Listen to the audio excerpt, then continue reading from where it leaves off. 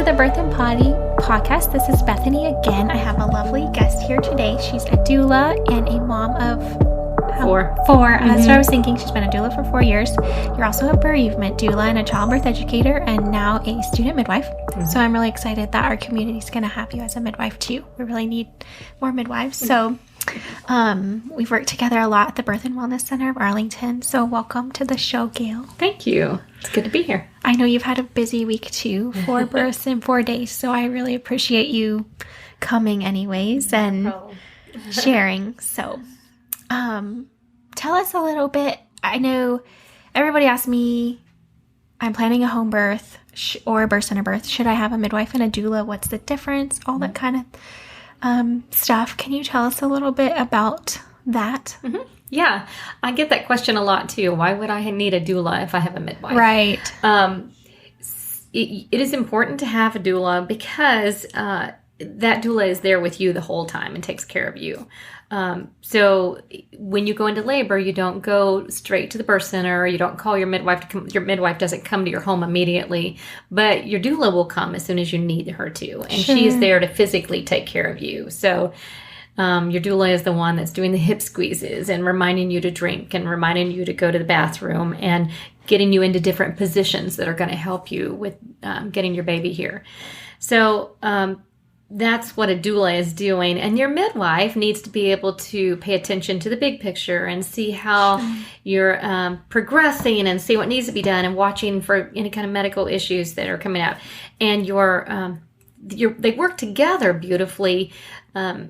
You could have a birth easily without a doula, but you're not going to have that attention because your midwife is doing other things, such as, they've got a chart and all those things. So, which you're really experiencing now, I am learning charting. It's so many things. And I think a lot of people don't realize that, they have this sort of image in their head of what a midwife is, sitting in the corner knitting or something. They just have no idea, especially if they haven't had a baby before. They just, even though we're with them, usually more than like just a doctor or coming in at the end or something like that at the hospital. Right. But we tend to be there more, but we just can't be that constant emotional and physical support. Yeah. Whereas a doula, if that's her only job, it's just such a great thing to have. Yes.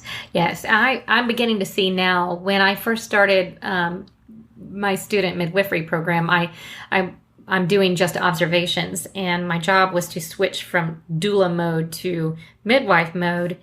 And I've learned that sitting back and observing the whole big picture, that there's so much more going on because a doula is very focused on mom's care and focused on her comfort. So, and progressing, helping baby to progress as well, but not the same job as a midwife. Yeah. So they complement each other. And having a baby at home or birth center is different than the hospital. So a doula's job will change depending on where you birth at. Yeah, that's true. I get a lot of questions about that. Like, well, I already know I want a natural birth and I already know I'm going to be in an environment that's supportive.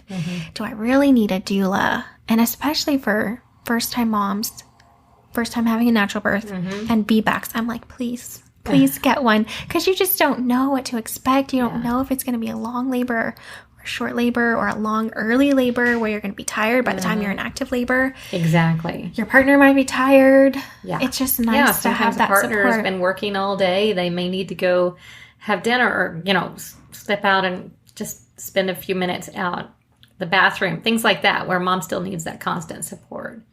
We also can, as a doula, I could go to the hospital with my client, whereas, at least right now, midwives are not able to.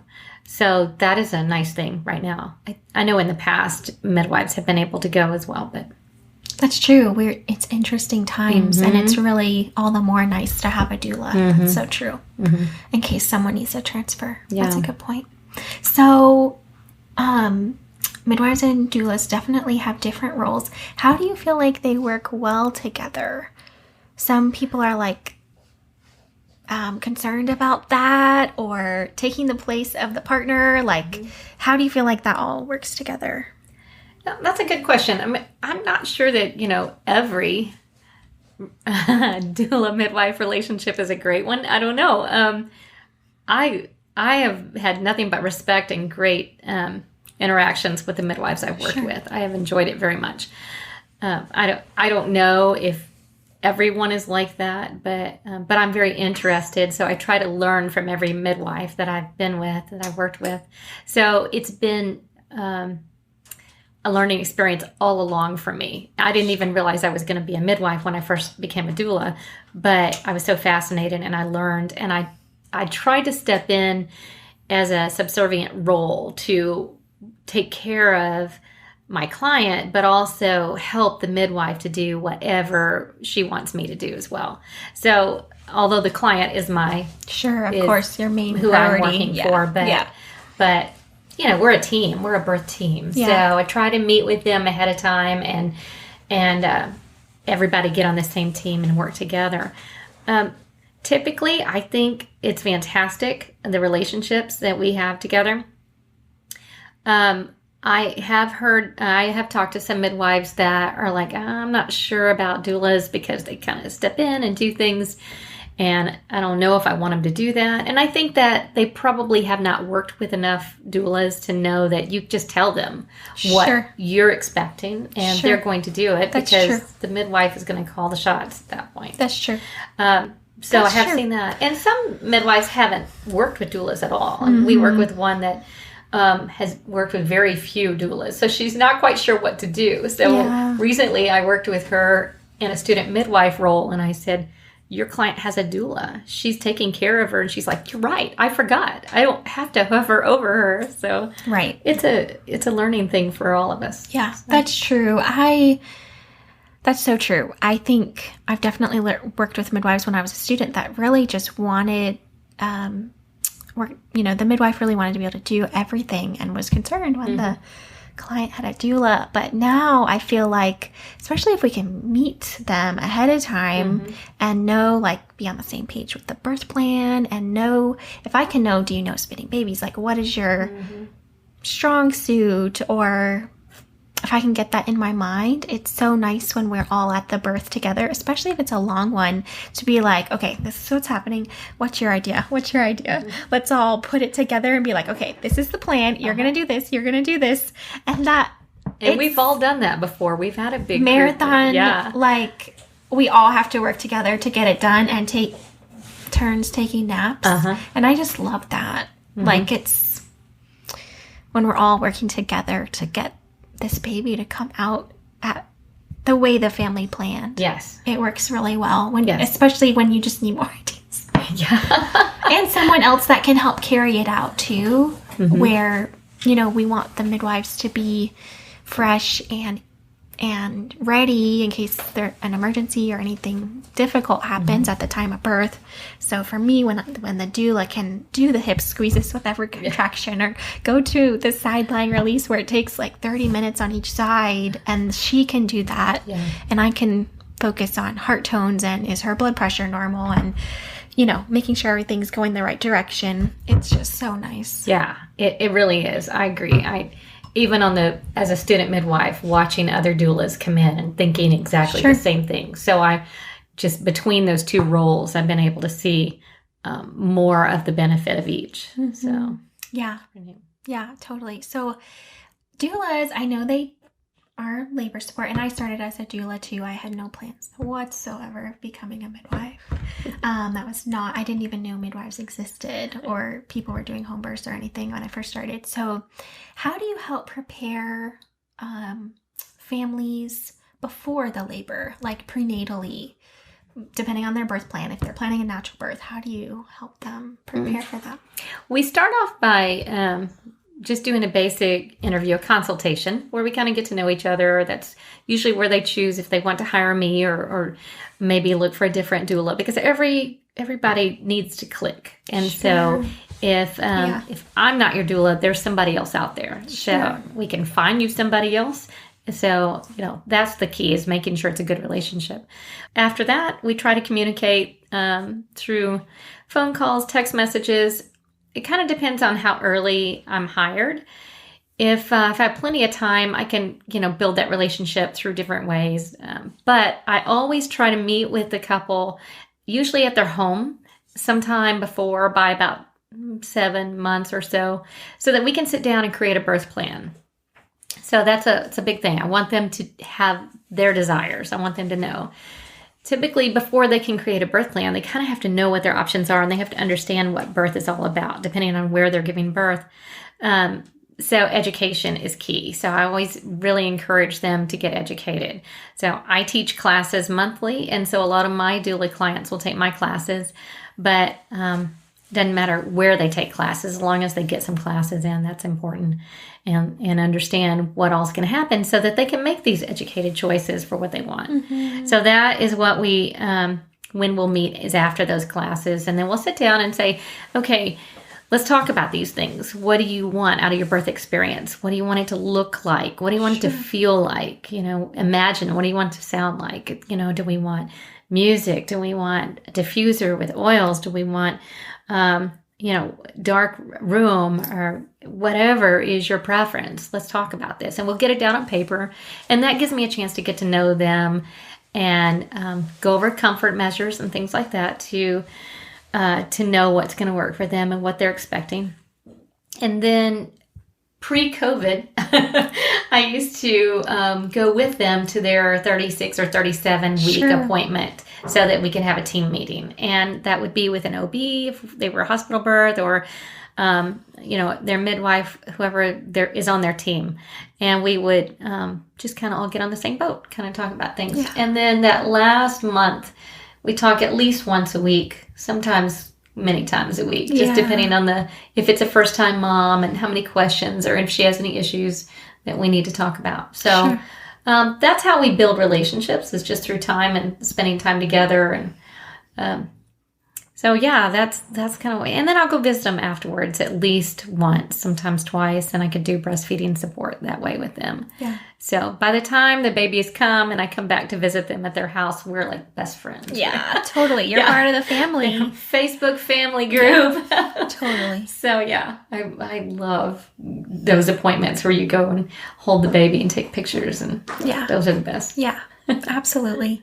So I emphasize childbirth education so much in my practice.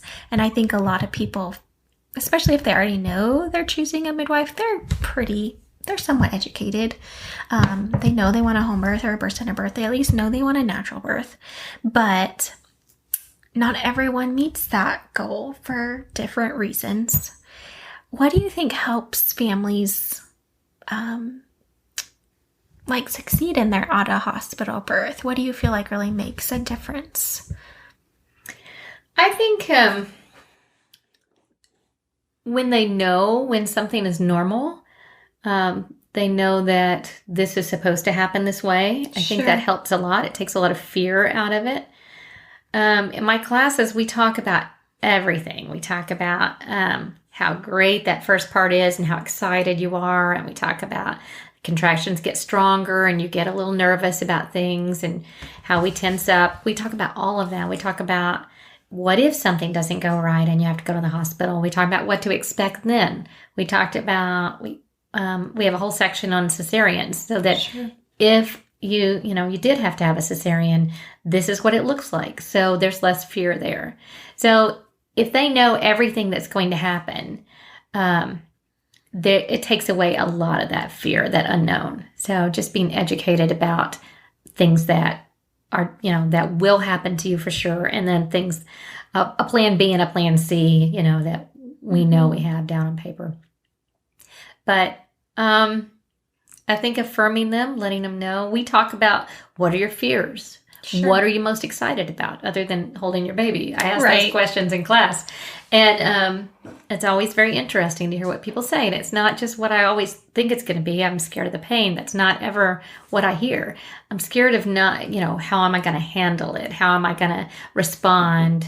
What am I going to be like to my husband? What if I poop? That's a big fear.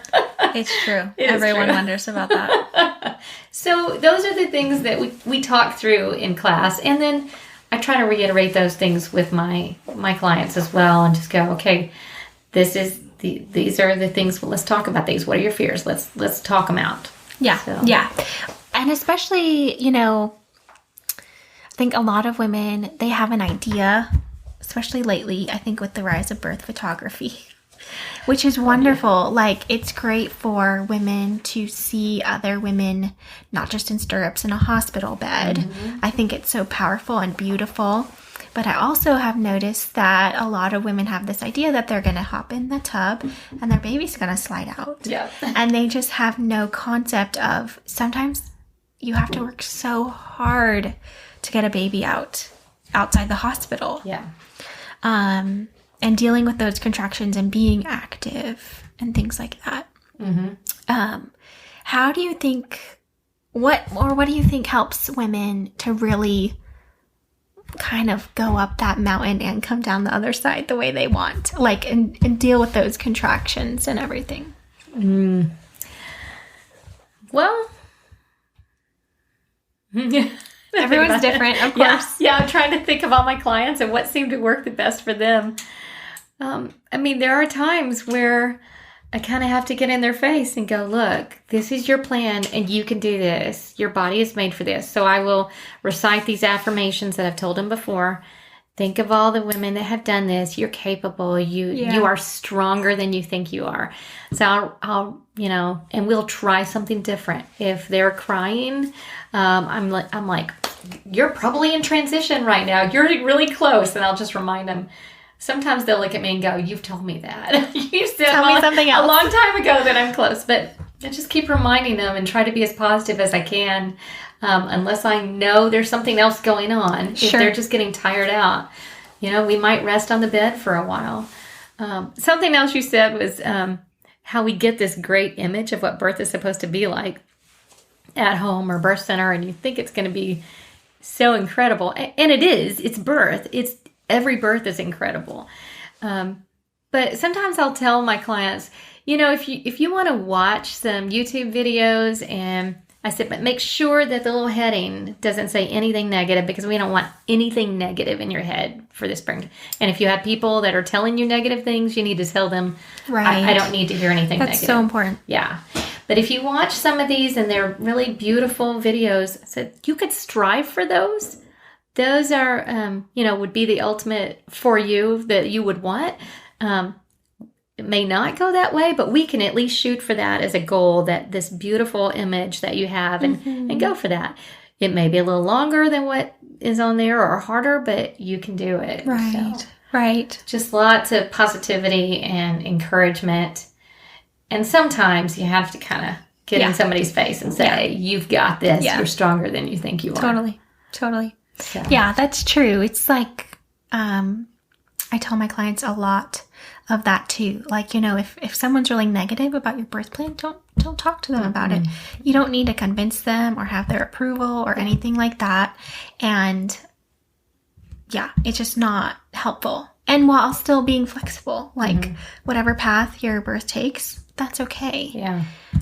'Cause you don't really know. I've had, clients having their 8th baby, and every labor is different. And often their contractions feel different. Maybe the baby's in a different position, or they just have different things in that pregnancy. Right. So you never really know what exactly it's going to feel like. You just have to go with it. You do. And relax and surrender and let it happen. Surrender, that's the key. Yeah. And not hanging on to those contractions, not pulling them in and tensing on them. So, yeah, if we can get them to completely relax, that just really does it right there. Yeah. So sometimes it depends on how fast and furious it comes on. That's too. True. Those fast births are sometimes the most difficult ones of all, where they can't get on top of that at all. So those, even though everybody wants a fast birth, those are sometimes the hardest for me to kind of work with a client and get her to relax. That's true. Yeah, those kind of precipitous 3 hours or less, or even sometimes 6 hours or less if it's your first baby, can just be really hard, because it is just like hanging on for dear life. Yeah. As this baby rockets through. Yes. Then you just gotta hang on. But that's true. Yeah. Those are hard sometimes. Yeah. So what are some of your favorite comfort techniques that clients find helpful? And maybe if they have a doula or don't, their husband, partner, or other. I teach every partner this. I do probably the double hip squeeze is what we do the majority of the time. And as soon as you start it, you better be ready to keep going for hours if they need love be. it. Yes. Because then you can't finish a pregnancy, a labor without hip squeezes. That's what everybody feels like. And usually it's like, squeeze my hips now at the end to me or the husband. And you need two people. So it would be hard for any one person to spend hours doing hip squeezes.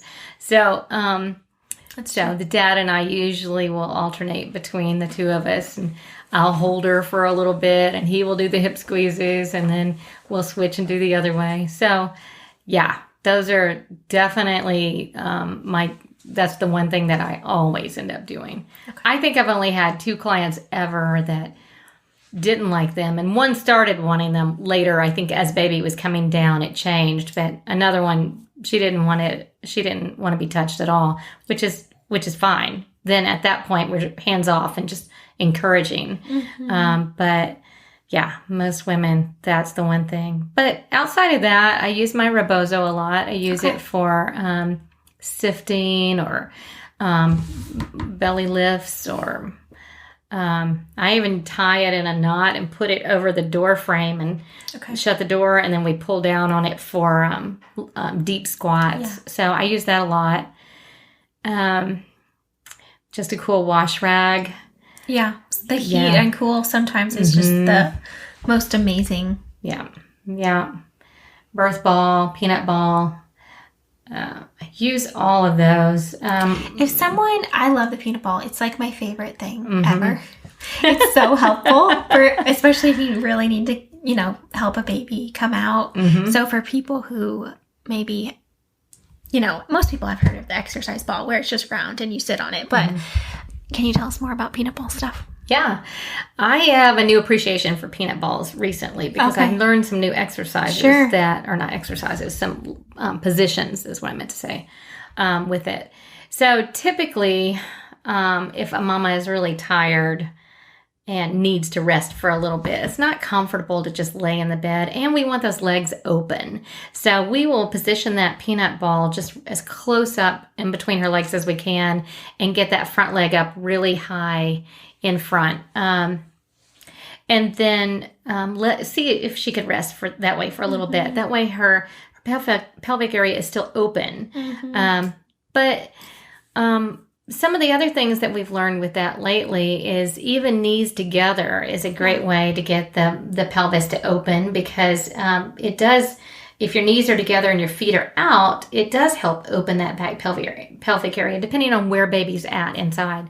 So we can use that peanut ball to do knees together and feet up and towards each other. And then I learned a new one not long ago, thanks to another doula who taught me this, that you can actually do a position that we call Walters, laying down using the peanut ball. It's just got a different name, but it works really well if baby, is still high, but mama is dilated really well. So baby will come down that way pretty quick. Yeah. And Walters can be so uncomfortable. So yeah, it's hard. Yeah, it's true. It's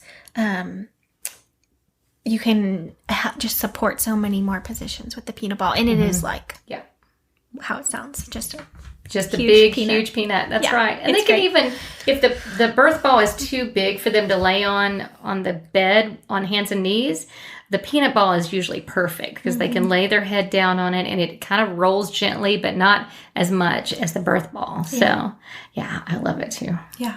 It's such a handy tool. I don't know what we did before this. I guess just lots of pillows, but it's just so much more sturdy. Yeah, it is. Easier to use. Yeah. So I know you've a lot of spinning babies techniques. How have you, or for those who don't know what they are, can you tell us a little bit about that? And then maybe ways you find them to be helpful? Yeah. So about 3 years ago, I went to a Spinning Babies conference, and I kind of learned, I knew about it before, but I was just picking up pieces of from their website and from other doulas. But going to that conference opened my eyes to how important positioning of the baby is inside for an easier delivery. So that class, it was really over my head at that point. Okay, sure. I would love to take it again now. Matter of fact, I was signed up to take it when COVID hit. But I know everybody needs to take the class. And it was very technical, but I took my notes home and I learned a lot about what they were saying. So I tried to figure some things out, but I took home also some very basic exercises that I learned from it. And the next week, I had a client that went into labor. Actually, it was my daughter was my business partner. She was also a doula. And so we worked together. We each had our own clients, but if we needed each other, we went to each other's births. Yeah, that's great. So she had a newborn at the time. And so she was at this one client's home for a home birth for a long time. I think it was like a 38-hour labor. Wow. And so I took the baby to her and I took care of her client while she nursed the baby. And then I ended up just staying and I kept the baby, but we would alternate back and forth like that. That's awesome. It was a really great experience, even though it was long. But this mama had done everything in the world that she could do to get this baby. And she was a dancer, so she was very firm. Her ab muscles were very firm, but she did all the lunges and the squats and everything that we asked of her. And it had been hours, and she was only dilated to like a 3 or 4 after hours of active labor. And so the midwife, we had a team meeting while her husband was with her, and the midwife and the assistant midwife and the two of us as doulas were like, okay, do y'all have any ideas? What can we do? And my daughter and I said, well, we just learned the 3 sisters with spinning babies, and we feel like this might be a good chance to do this, try it out. So they were like, okay, do whatever. Let's try it. It's not going to hurt. So that was incredible. I was really thinking I was never going to, and we were all beginning to think, oh, is this going to be a hospital transfer because baby's not coming down and out? But it was pretty great to see how well just doing something like that could work. Totally. I went to Carol Phillips' dynamic body balancing workshop. It was great to just hear more of the details of why it works, I guess, and the more of the nuances of it. So this level I just did was more on like working on the head and how different distortions in the different cranial bones can cause distortions in the pelvis and the sacrum and how they're connected. That's fascinating. It was so interesting. So I think I would understand it a lot better today than I did then. Yeah. Because, a lot of it was technical, but I think it was just like drinking from a fire hydrant at that point. That's taking how in I felt so much information. Oh, you did. I'm like, all these names of all these, just the anatomy was a lot, but it was really interesting. Yeah. And just the way simple body work just makes so much more room in the pelvis for the baby come down and stuff. Right. It was so interesting. Yeah. I'm going to have to do that. Yeah. She's coming again next month. And it's more pregnancy focused. So this one was more on cranials, which is related, of course, but a lot of like tongue tie related. So working on babies, which was fabulous. I'm super excited about it. But you should definitely come next month. I would love that. Yeah. Yeah. It's like spinning babies on steroids. So I'm just in love with it. So so I would too. It's my favorite stuff. So I'm interested to see how incorporating more soft tissue stuff like in prenatals and just doing some of it through the whole pregnancy, how that helps labor. So anyways, that's fascinating. But then we'll just have to practice it and see what happens. Totally. Yeah. You might as well try. I mean, so many of those labors, just trying like you guys did is what helps. Yeah, it's not going to hurt. Let's try these things and see. Yeah. So, and I've seen it work many times since then. And it always is, every time you're like, wow, that it does work. It really does. Yeah. And I wonder how many times if we just made more room by doing these stretches, so to speak, how many fewer interventions we would have. Right. So we've always try it. As long as baby sounds good and mom's doing good, might as well try it before we do these other interventions that really force it. I think Gail Tully's saying is physiology over force. Like, how do we make the body work better versus forcing like with Pitocin or something like that. So yeah, I think so. I think that's exactly right. Yeah. And it's always nice when you have a doula at the birth to help you carry out all those things. Yeah. And every once in a while, I'll have a hospital birth, and I'll the doctor or midwife that I have at the hospital will suggest, do you do spinning babies? That's and they will great. say, okay, try a couple of things and see. So they're also big believers in it. If we can do something without, like you said, adding Pitocin, or certainly before we take them to surgery, if we can do anything like that to get it to work, that's our goal. Yeah. Yeah. Which is I think that's why you're going to be a great midwife. For listeners who want to know, where can they find you, like for childbirth classes and things like that? So for since I'm transitioning to a midwife, I still have my doula website, and I am still taking one client a month. Okay, great.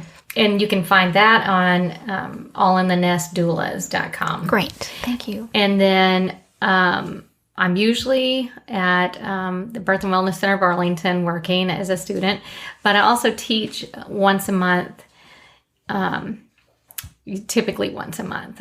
I'm taking off in October, but other than that, every single month I have a 4-day series. Okay. And then I also teach breastfeeding right after that. Awesome. And that would be my phone number, which you could get on, you could put it in the credits, and it's also on my website. Okay. And just to call me or email me, and I can get you into those classes if you would like. Awesome. Thanks so much, Gail, for coming on the show. I really appreciate it. I enjoyed it. Thanks. Let us know what you want to hear about, and if you've made it all the way to the end, please leave us a review. We would so appreciate that. Share about it. You can find like more updates and things like that on my Instagram or Facebook. It's at Bethany Stricker Midwifery on Instagram, Bethany Stricker Midwifery Care on Facebook, and then just BethanyStricker.com for website stuff. And make sure you subscribe on Spotify or Apple so you can get notifications for further podcasts. Thanks for listening. Bye.